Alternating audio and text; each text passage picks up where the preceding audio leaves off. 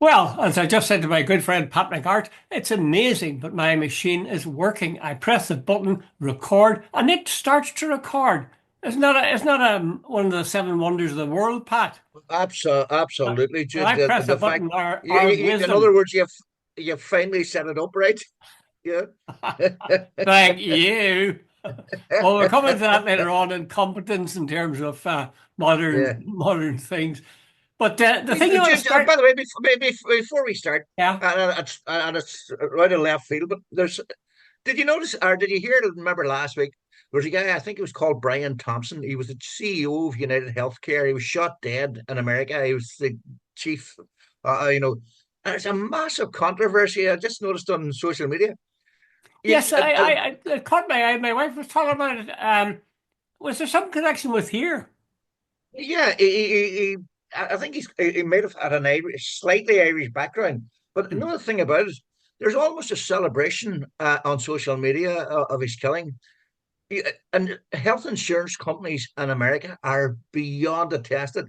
They deny, somebody gets cancer and then suddenly, they have private health insurance and suddenly their health insurance does, they find some sort of, probably say, a loophole and they no longer, and all the rest of it.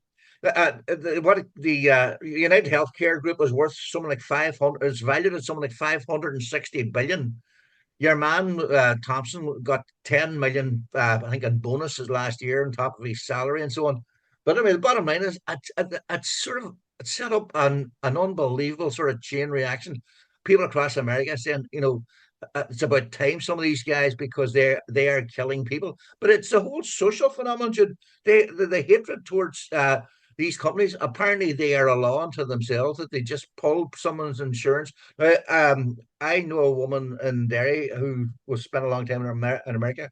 Her husband got throat cancer, and they had insurance, but some way across during his treatment, the insurance was pulled, and he died shortly afterwards because the Oh my treatment stopped. God, that's appalling. I Mm, remember the mm. time we went to America one time, and my wife had an accident and she had to stay overnight in Dublin. Her shin was gashed by a suitcase. But we went to, when we got to New York, we went to a medical place. And they Yeah, were all there, sort of, really, hello, how are you?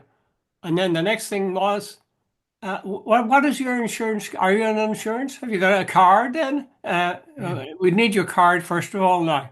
So she could have been dying, but they wanted to get the mm, card first, get the finance yeah, straight first of all. yeah. And I mean, they were really nasty about it. Like, you're pregnant, she got stitching, and they virtually charged for every single stitch. That's yeah, yeah, Honest to God, that's the sign of a non-civilized society, in my opinion. yeah. It really Absolutely, is. yeah, And incidentally, just to give credit where credit is due, I see where in the South, from is at the end or sometime during 2025, every child going to school will get a hot meal. Oh, there was Heather yeah, Humphreys talking about it, I think, this morning on the radio. yeah, I think that's a very, very good move. I'd yeah, commend them for that, because there's so many youngsters who come to school and they might have got a breakfast, but it mightn't have been much of a breakfast. And yeah. it might have been a healthy breakfast, or they might have no breakfast at all. Yeah. Dude, I remember, I think I've shared it before. I remember reading the story of the teacher who bought a loaf on his way to school every morning. Yeah. Because he said he was aware that there were some kids in his class had nothing to eat. Yeah. It was not an amazing thing for a teacher. He bought Oh, apparently a toaster and a loaf, honest to at the God. start of the year, and and because he knew there were certain students in it, and he tried to find a way of giving them something to eat without sort of humiliating them. It was a Yeah. lovely thing to do. Well, again, yeah, it's brilliant. Again, though, it's like any good act. It shouldn't be up to private citizen to, Not at all. produce the bread. The government should be doing that kind Yeah. of thing. Anyway, okay, Yeah. let's go Anyway, to a wider topic, which is the United Ireland. The Irish News this weekend, I think, had two articles by commentators, not you, but other commentators, Patrick Murphy and Brian Finney. Now, Patrick Murphy says you will have no United Ireland in any time soon, especially since Sinn Féin did so poorly in the election. They thought they were going to go into government, not a chance. And he says the Good Friday Agreement is based on the idea of two nations here. So we can't have a single nation. Besides, he says sovereignty will rest in Brussels, not in Dublin. And he finally says that the borders, as John Hume was so fond of saying, are in the mind, not in the land. Um, well, let's deal with that. How about that, Pat? To what degree would you agree with that? Agree with it at all. Not in any shape or form. None, none. Jude, as far as I'm concerned, that's two nations, Jude. The Good Friday Agreement, it says when a majority so decides, there can be Irish unity.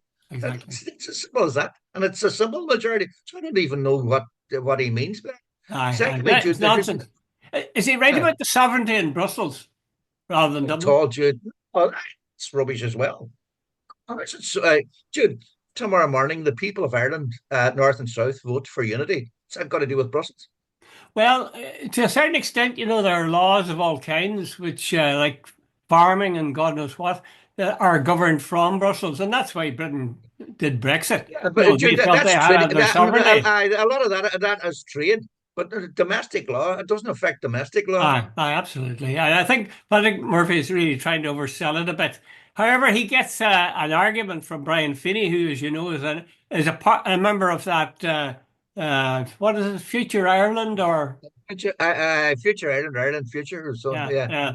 Ireland's Future Brian Finney. He said people are not interested because he says, that some people say the people of the South don't really care. It didn't come up in the election, so it's not an important point.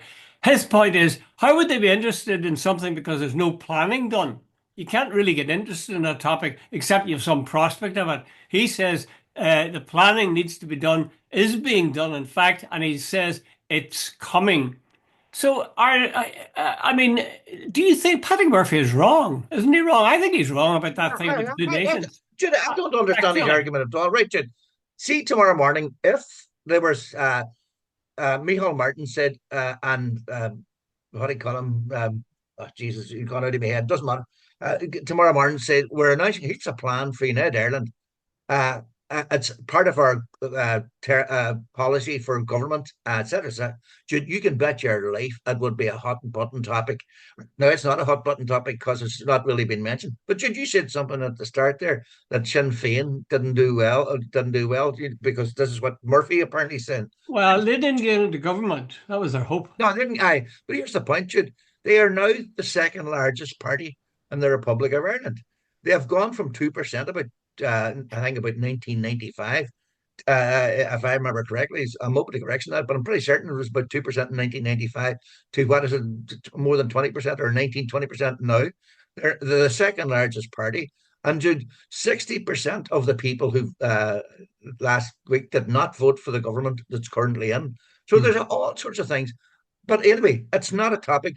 But if tomorrow morning the government were really serious about it and laid out a sort of roadmap for Irish unity, I can assure you it would be one hell of a topic.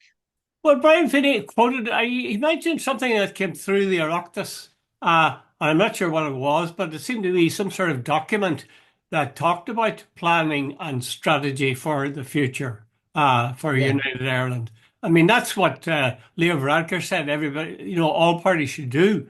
But I'm not sure. I got the impression, I need to go back and check it. What Brian Finney seemed to be suggesting that already the Oireachtas had produced a document which was mapping out I stuff. think that came up before. That there's a document produced about 3 or 4 years ago that sort of was ignored by the government, sort of almost suppressed. Yeah, but at the same time, I have to face the hard facts. I think, Pat, that Sinn Féin didn't do as well as they hoped. They did, pretty good. The vote percentage was down, but they did pretty good. And I mean, they are a major party. There's no doubt about that. Hmm. And they'll keep on coming. And their history is the occasional dip, and then they tend to take off again. Hmm. Um, Yeah, but a lot of people are a wee bit, including myself, are a wee bit downhearted because they'd be keen on a united Ireland. They might necessarily want to vote for Sinn Féin, but they'd be keen on a united Ireland. And the two are inextricably linked, it seems to me. Sinn Féin is the big voice for United Ireland. You know that no matter what policy they change, they'll not change their aim to have a United Ireland. So yeah. that's the sort of unhappiness that I feel in which maybe Patrick Murphy has exaggerated just a little bit. This thing about what do you think of this thing that John Hume said, and Patrick Murphy is sort of echoing? That is, the borders in our minds, not on. There's no border on the land. What do you think? Yeah, there is an element of truth in that, Jude. There really is. Like there are, and funny, it's an odd thing, but it's on both sides of the border. Like I am one of these people I'm a sort of hybrid. I was brought up in the south, and I've lived quite a lot and worked a lot in the north. And Uh-huh. I think in a strange way, it gives me a wee bit of understanding of both places. And Jude, I always say I've said it a million times that a partition didn't work in the north, but it certainly worked in the south because well, after 1922, a lot of people in the South just sort of forgot about the North and went about their own way. But then, Jude, there are the other side as well. I have met them as well. You call them the soft nationals, or I call them the Castle Catholics. There are quite a few people now who could describe themselves as Northern Irish, as opposed to Irish, and they like that sort of wee British thing as well. So like I used to know this young girl whose family were quite Republican, but one night she referred to herself as Northern Irish, and I actually said, "You do?" She says, "We do live in the UK." Yeah. Well, I suppose there's a logic to it too. I would never describe myself as Northern Irish. I have been introduced. I remember in Canada, I was on the radio once, and there was a guy uh, from Belfast. He was actually a propagandist, I suspect. I now suspect he was a bit of a spook because his Yeah. commentary on Bloody Sunday, which occurred while I was there. But when I went into the studio and spoke, he said, "Oh, an Ulster man." And, Mm. I'd never been called an Ulsterman in my life. And I am, of Yeah. course, an Ulsterman, but I resent that. It seems to me to be boxing me into something that I don't think of myself as being. Yeah. And it seems to me to be reinforcing the difference between the people in the north and the people in all other parts of Ireland. Yeah. I think that that is rubbish. But to come back, Pat, I don't agree with you fully on that notion that it's in the mines rather than in the land. I agree with you that it is partly in your mind, but the Yeah. fact of the matter is, if you have boundaries, all countries have boundaries. I mean, Yeah. Ukraine, Sudan, Israel, US, UK, they all have physical boundaries. And Hundreds. if Yeah. you're Yeah. living in a certain physical boundary, you'll tend to think and act in certain ways. I remember talking to Mary McAleese, said he, dropping a name. I remember talking to her about Yeah. that, and she said, "Of course, people in the north are different from people in the south. If you lived for 100 years in a Yeah. different territory with different laws, with different parliaments, all sorts of different things, of course, there's going to be differences growing up. But I would maintain, even despite that, the things that are the same or similar are Yeah. far stronger. But not Yeah. forget that I do believe that if you put people into a situation, they grow into it. So that's why I'm quite Yeah. sanguine about the idea of some unionists, still being diehard if there was a vote. If the vote put them Mhm. into United Ireland over a period of time, they would accept that and become part of it. I was listening to Heather Humphreys this morning. She's from a place called Drum, I gather, in Monaghan, County Monaghan. Yeah. And it seems, the way they seem to be talking, was that virtually everybody in Drum was a Protestant. Now, you can Yeah. be pretty sure that 100 years ago, if that was the case, all of those Protestants would have been Unionists before the Yeah. boundary was drawn. Yeah. Now, Heather Humphreys is saying, well, she obviously served in the cabinet. She was the deputy leader of Fine Gael. And she says, I'm a Republican in the tradition of Wolfe Tone. Yeah. So clearly, people, and I've talked to people too, in the Department of Foreign Affairs, thanks to our mutual friend, Jim Sharkey. I was Yeah. talking to a young guy from Dublin. Well, he wasn't that young, but youngish. And he was a consul with the Irish Department of Foreign Affairs. And I'd said several blundering things, and he then informed me he was from Dublin. He was a Protestant. So Yeah. it was a surprise to me. And he was, I mean, he was totally integrated. I mean, totally committed. In fact, he was a far better patriot, a far more Irish person in a true sense of the word than I was. Yeah. No, you're dead right. You know that you see even stupid things like car registrations in the north. Like I Mm, was brought up in Leonard Kenya. You get to the north, you see, all the registration. Then you get to the north and see the British registrations, mm, and the different dual systems, different systems for even TV and so on. That all creates a difference, and and you're right, the physical border and so on. And after a while, people get used, and there's that difference. There's no mm, doubt about that. mm. But the point I think you're making is there are more that unites us than divides us. Of course, of course, of course. Okay, Yeah, let's move on to a case that's being heard, or was heard last Friday. I'm not, it must have been held in yeah, Belfast, I guess, although it deals yeah, with Derry. Mr. Justice Fowler has said that Soldier F, this famous Soldier F, yeah. uh, who was part of the SA, I was going to say the SAS, but the parachute regiment coming in Regiment, and yeah, slaughtered people on Bloody Sunday in Derry. But he will now stand trial for the murder of William McKinney and James Ray and five other attempted murders. And the brother of William McKinney, Michael McKinney, says he's very pleased that the Soldier F's application to have the case dismissed was refused, and he'll now proceed rightly to trial. Soldier F is now one step closer to a sentence of life imprisonment. The only niggle he has there is that Soldier F, his anonymity was preserved. There was a big curtain down in the yeah. court when he was told that he was going to have to stand trial. A big curtain to hide his identity. What do you think, Pat? Have you any? Well, I suppose you'd be glad to see it, but have you any reservations or? By the way, better use the word alleged murder of these, so because he Yeah, hasn't been I was convicted. just quoting. No, I said he stand trial for the murder of. Yeah, That's exactly. what he's But been tried exactly. for. No, no. But Jude, like someone, the people on Bloody Sunday have waited a very, very long time.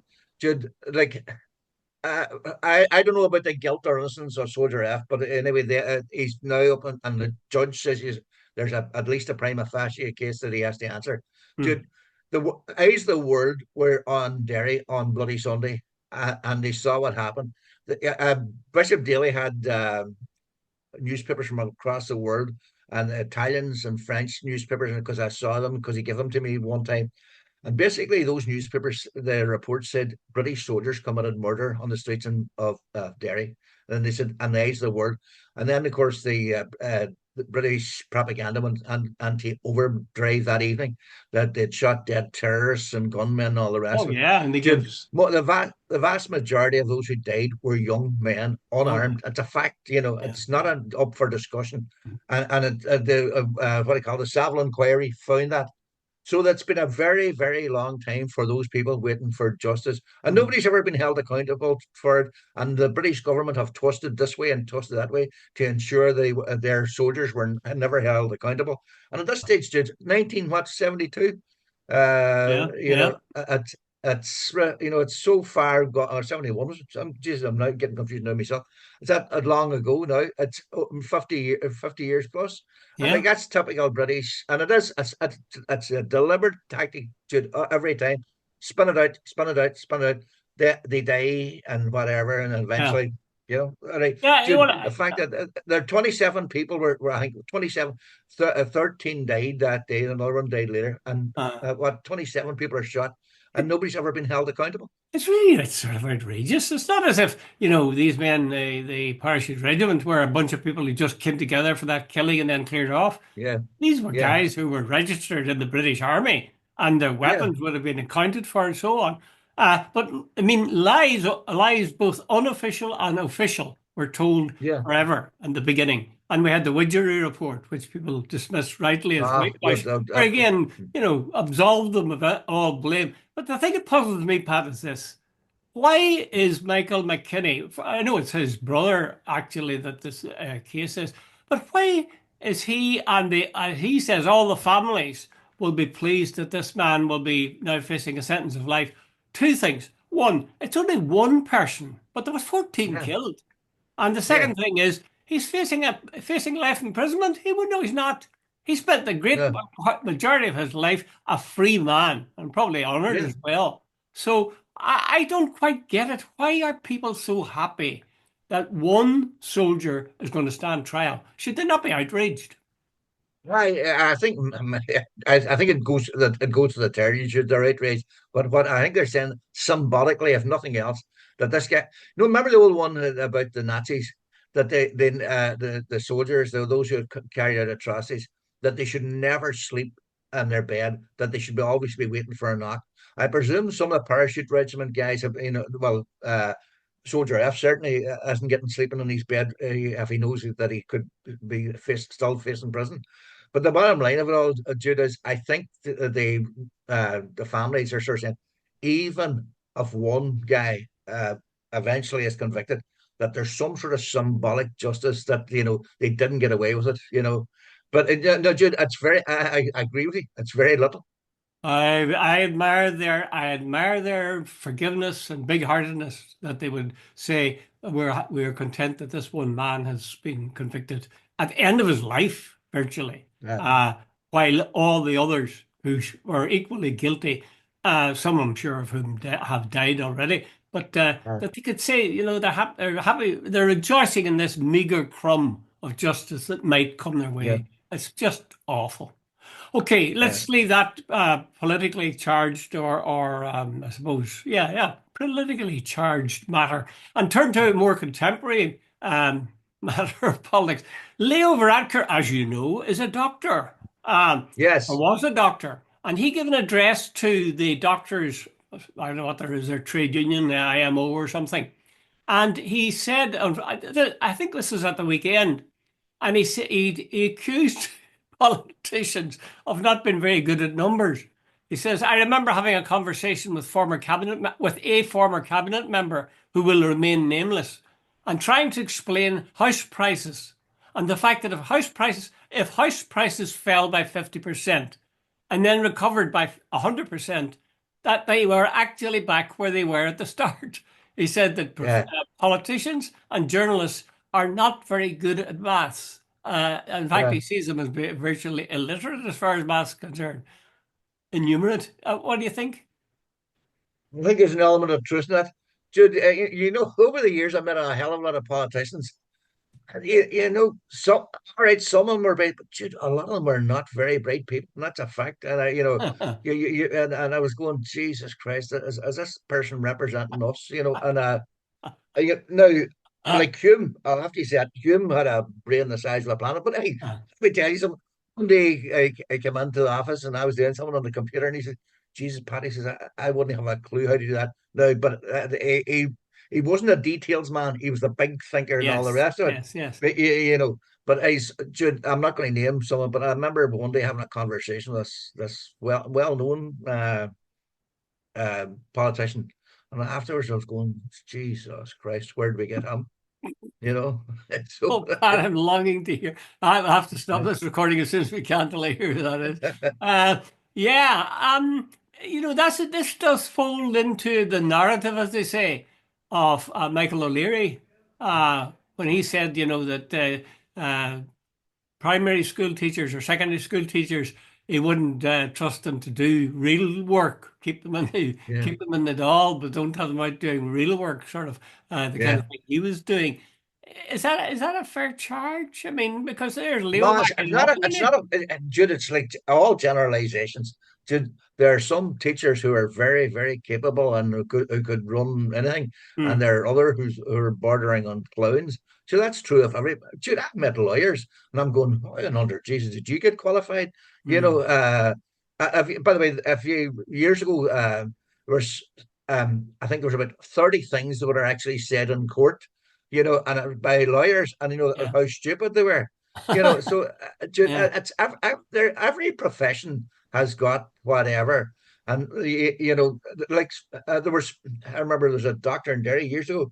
He apparently a surgeon in Belfast said, if this clown, if there's any more patients sent to me coming through this guy, I'm going to report him to the British Medical Council. Dude, there's Hmm. all Hmm. sorts of Hmm. people, Hmm. and so on. And it's Well, just a generalization. you Uh, feel you feel the same thing could be applied to, say, what, dentists? Hey, there's good dentists and bad dentists. There's good doctors I and mean, I'm bad saying, no, doctors. I'm saying There's good good at journalists and math, bad good at math. journalists. Hold on, Pat. Good at maths. That's what Leo was saying. that Yeah, politicians Jude, and I'm journalists have? sure there. I look there are certain politicians who I'm sure are first class at maths, and there's certain other ones you couldn't explain, with two and Mm, two. mm. But hey, Jude, a lot of politicians are people who are very good with their mouths. Are very good at getting on it. They don't aren't necessarily profoundly intellectual. Well, that's true. And I've come over the years to see intelligence in a different way. They say this thing about emotional intelligence, and I remember being very, scoffing at the thought that that was a contradiction in terms. But actually, emotional intelligence, you can see how it means that you're capable of gauging how another person's feeling or how you're feeling yourself, and Absolutely. navigating your way through conversations or through relationships in an intelligent fashion. So I accept that. One other thing with Leo, he part of his speech was he said doctors in Ireland are among the best paid in the world, but you can Yeah, tell the civil servants who are charging with that the civil servants are also among the most best paid in the world. It's a feature of Ireland that we're highly paid. He said doctors have got three times on average 3 times the salary of the average person in Ireland. Do you think yeah. that's okay, Pat? I don't think that's okay, Jude. Like, and a place like Cuba, doctors are paid on a par with teachers. Would you Um, like the same paid the no, same? I think doctors should get. I think doctors have a very, very responsible job, and I think they should be well paid. But I don't know, three times the average worker. I don't know if that's fair. I think it comes back to this terrible thing. I mean, I've got my daughter's a doctor, so it'd be selfish. I'd say yes, definitely 3 times, Yeah, make it 4 times. But uh, it comes down to this thing. We've talked about this before, and I can never stop being interested in it. Shouldn't everybody, if we've got equal access to the to courts and justice, yeah, if we've equal access to all sorts of things, why shouldn't we? Why should one man or one woman be paid more than another? If they're doing the job that they're doing and doing it properly, why yeah, should the woman who cleans the wards in a hospital, why should she yeah, get peanuts? I mean, peanuts, way yeah, below the average. And the doctor who's the consultant or whatever in the hospital is getting, probably about 10 times, 20 times what she's earning. yeah. The Yeah, only you thing were about it, paid. Jude, I the only said, Pat, explanation, sorry, just one again, last thing. You were the editor of the Day Journal. You obviously were yeah, paid about 100 times more than the ordinary average show going into the Day Journal. So how can you yeah. justify that? Yeah, no, I was just about to actually look at the doctor. Becomes a consultant. Dude, I actually met one there quite recently, and he told me he spent what was it 6 years qualified, at Yeah. university getting the Mm, qualification. mm, He told me he had debts up to his eyeballs, uh, student debts, mm, etc., etc. He said, no, he's a consultant now, and he says, I'm finally, but he says, I'm in my 40s, well into my 40s now, and he says, I'm finally getting sort of set up financially. But mm. it took him a long time to get there. And look at the much stuff. Like, Jude, I can get him tomorrow morning, and I'm not disparaging a ward cleaner, but I can get a brush, and I don't really need a lot of qualifications. But if I'm going to operate on you and whatever, on a heart transplant or whatever, I think I would need to do a hell of a lot of studying and for long. So So I what? So presume, what, Pat? So what? but hey, well, it's reward for effort, surely. Well, sure, I'm sure that woman who was maybe doing that since she was 18, I imagine she was putting her back into it. I mean, this mythical person, but an ordinary person who's doing an ordinary job, they work just as hard, I'm sure, on average, as do consultants. And the thing is borne out by the fact here in the north, we have people working, doctors, consultants working in the NHS and in the private sector as well. So But they're hold on a really, minute, no, Jude, no, Jude. I presume the doctor could do what the woman, and why do we keep saying a woman, by the way, the ward cleaner, you're the right consult, there. Yeah. the consultant could do that, but could the ward cleaner do what the consultant does? No, it couldn't. She couldn't. But I mean, if she'd been trained, she probably could. And this thing that Yeah. people spend a long time training, well, big deal. That's a choice they've made. I'll bet that Mm. woman or that man pushing that broom or mop around the hospital, Yeah, if they'd yeah, had the chance to study or to spend time training or whatever, God, they would have done it like a shot. Most people would. yeah. It's just a very interesting thing as to whether or not people are entitled, because of the job they do, to be paid more. It's Jude, sort of Jude, anti-democratic. I have a bit of advice for you. Tell your daughter not to listen to this podcast. Yes, you're coming after me. Yeah, yeah, Listen, there was another one that sort of. Oh yes, you were saying the expense that that consultant would have gone to. There's an article in the Irish Times today, and it talks about. No, no, actually it's a letter, and it's a guy who's talking about the cost of being a student and qualifying at university and so on. And he says, as members of the EU, anybody in the south can go and study in Norway.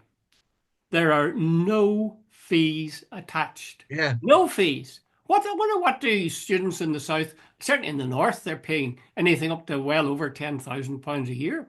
No Absolutely. Yeah, fees. All yeah. lectures in English. They'll get accommodation for about £500 a month or euros. That seems pretty high to me, but because when I was at university, I paid £3.10.